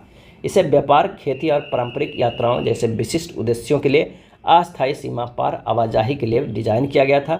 वीज़ा आवश्यकताएं FMR का हिस्सा नहीं थी और भारतीय नागरिक बिना वीज़ा के इसका लाभ उठा सकते हैं। FMR दोनों देशों के बीच लंबे समय से चली आ रही समझ पर आधारित एक वीज़ा मुक्त व्यवस्था थी। FMR सीमा के दोनों ओर 16 किलोमीटर के भीतर एक विशिष्ट क्षेत्र तक ही सीमित था, न कि संपूर्ण 1643 किलोमीटर लंबाई तक। हाल ही में भारत सरकार ने भारत म्यांमार सीमा पर FMR को समाप्त करने के लिए अपने इरादे की घोषणा की है। ऐसा सीमा सुरक्षा बढ़ाने के उपाय के तौर पर किया जा रहा है। अगला है वस्तु एवं सेवा कर GST के संदर्भ में निम्नलिखित कथनों पर विचार कीजिए और बताइए कि कौन सा सही है। तो GST में निर्यातक अपने उत्पादक पर कर का भुगतान नहीं करते हैं, लेकिन वे अपने इनपुट पर भुगतान किए गए कर पर रिफंड के हकदार हैं, बिल्कुल सही है। GST केवल वस्तुओं के निर्माण और बिक्री पर लगाया जाता है, ये गलत है। GST व्यवस्था के तहत वस्तुओं और सेवाओं को केवल उनकी आवश्यक प्रकृति के आधार पर विभिन्न स्लैब में वर्गीकृत किया जाता है। आंसर हो जाएगा केवल 1। आइए इसके बारे में कुछ डिटेल जानते हैं। कथन 1 सही है। GST में निर्यात शून्य रेटेड है, जिसका अर्थ है कि निर्यातक अपने उत्पादन पर कर का भुगतान नहीं करते हैं, लेकिन उन्हें इनपुट पर भुगतान किए गए कर पर रिफंड के हकदार हैं। कथन 2 और 3 गलत है, क्योंकि GST केवल निर्माण और बिक्री पर ही नहीं बल्कि वस्तुओं और सेवाओं की आपूर्ति पर लगाया जाता है, जबकि वस्तुओं और सेवाओं की आवश्यक प्रकृति GST के तहत उनके कर वर्गीकरण में एक कारक है, लेकिन यह एकमात्र निर्धारक नहीं है। आर्थिक उपयोगिता, विलासिता बनाम आवश्यकता, राजस्व क्षमता और सामाजिक विचार जैसे अन्य कारक भी विभिन्न वस्तुओं और सेवाओं को दिए गए कर स्लैब को प्रभावित करते हैं। अगला प्रश्न है कि निम्नलिखित में कौन सा अंतर्राष्ट्रीय संगठन वैश्विक परमाणु आदेश का अनुपालन सुनिश्चित करने के लिए परमाणु गतिविधियों की निगरानी और विनियमन में महत्वपूर्ण भूमिका निभाते हैं? और इसका सही आंसर हो जाएगा ए, अंतर्राष्ट्रीय परमाणु ऊर्जा एजेंसी IAEA। निम्नलिखित कथनों पर विचार कीजिए और बताइए कि कौन सा कथन जो है वो सही है। तो आइए देखते हैं। मालदीव में इंडिया आउट अभियान का प्राथमिक उद्देश्य भारत से जुड़ी सभी बुनियादी ढांचा परियोजना को रोकना है, ये कथन गलत है। भारत मालदीव को आतंकवाद, मादक पदार्थों की तस्करी, नशीले पदार्थ और विभिन्न समुद्री अपराधों के खिलाफ अपनी प्राथमिक रक्षा पंक्ति मानता है, बिल्कुल सही है। भारत मालदीव में ग्रेटर माले कनेक्टिविटी प्रोजेक्ट विकसित कर रहा है, ये भी सही है। आंसर जो हो जाएगा बी, केवल 2 और 3 सही है। अगला है भारत और पाकिस्तान ने हाल ही में एक द्विपक्षीय समझौते के तहत परमाणु प्रतिष्ठानों की सूची का आदान प्रदान किया। इस संधि के संदर्भ में निम्नलिखित कथन में से कौन सा कथन जो है वो सही है, और कोड का उपयोग करके सही कथन को चुनना है। परमाणु प्रतिष्ठानों की सूचियों के आदान प्रदान का प्राथमिक उद्देश्य परमाणु हथियार प्रशिक्षण को सुविधाजनक बनाना था, ये गलत है। इस समझौते का उद्देश्य दोनों देशों के बीच आर्थिक व्यापार को बढ़ावा देना, ये भी गलत है। तो आंसर हो जाएगा ना तो 1 और ना ही 2। कथन 1 और 2 गलत है। संधि जिसे आधिकारिक तौर पर परमाणु प्रतिष्ठानों और सुविधाओं के खिलाफ हमले के निषेध पर समझौता कहा जाता है, पारदर्शिता पर जोर देती है और इसका उद्देश्य एक दूसरे के परमाणु सुविधाओं पर आकस्मिक या जानबूझकर हमला को रोकना है। इन सुविधाओं के स्थानों को साझा करने में विश्वास बनाने में मदद मिलती है और तनाव के समय गलत आकलन का जोखिम कम हो जाता है। समझौते का विशिष्ट लक्ष्य परमाणु संघर्ष के जोखिम को कम करना है, न कि आर्थिक सहयोग को बढ़ावा देना है। हाल ही में किस राज्य में हर जिले में ड्रोन पुलिस यूनिट की स्थापना होगी? आंसर हो जाएगा ऑप्शन सी, बिहार में होगा। नेपाल में आयोजित Indo Nepal international tennis ball championship में किसने खिताब पर कब्जा जमाया? और इसका सही जवाब हो जाएगा ऑप्शन सी, बिहार। यह टेनिस बॉल क्रिकेट से संबंधित था, जिसका आयोजन नेपाल में किया गया था जिसमें बिहार ने उत्तर प्रदेश को हराकर खिताब जीता। मिशन इन्वेस्टिगेशन एट 75 किस राज्य द्वारा लॉन्च किया गया, जिसका उद्देश्य 75 दिनों में सभी FIR की जांच पूरी करना है? आंसर हो जाएगा ऑप्शन ए, बिहार में। सड़क हादसे में 2022 में बिहार का स्थान कौन सा रहा? और इसका आंसर हो जाएगा ऑप्शन सी, 13वां स्थान रहा। बिहार में सर्वाधिक मौतों का कारण सड़क हादसा रहा, 56% लगभग। केंद्र सरकार ने पृथ्वी विज्ञान योजना के लिए कितने करोड़ रुपए आवंटित किए हैं? और इसका सही आंसर हो जाएगा ऑप्शन बी 4797 करोड़ रुपए। कितने? 4797। केंद्र सरकार ने पृथ्वी विज्ञान योजना के लिए लगभग 4797 करोड़ रुपए आवंटित किए हैं। भारत का पहला पनडुब्बी पर्यटन किस राज्य में शुरू किया जाएगा? और इसका सही आंसर हो जाएगा ऑप्शन सी गुजरात में। गुजरात सरकार देश का पहला पनडुब्बी पर्यटन शुरू करने जा रहा है। यह प्रोजेक्ट द्वारका शहर के तट पर एक छोटे से द्वीप बेड द्वारका के आसपास शुरू की गई है। इसके लिए गुजरात सरकार ने मछगांव डॉक लिमिटेड यानी MDL के साथ हाथ मिलाया है। इस प्रोजेक्ट को दिवाली 2024 से पहले शुरू होने की संभावना है। इस टूरिज्म पनडुब्बी का भार लगभग 35 टन होगा और इसकी क्षमता जो होगा वो कितनी होगा? 30 यात्रियों को ले जाने का है।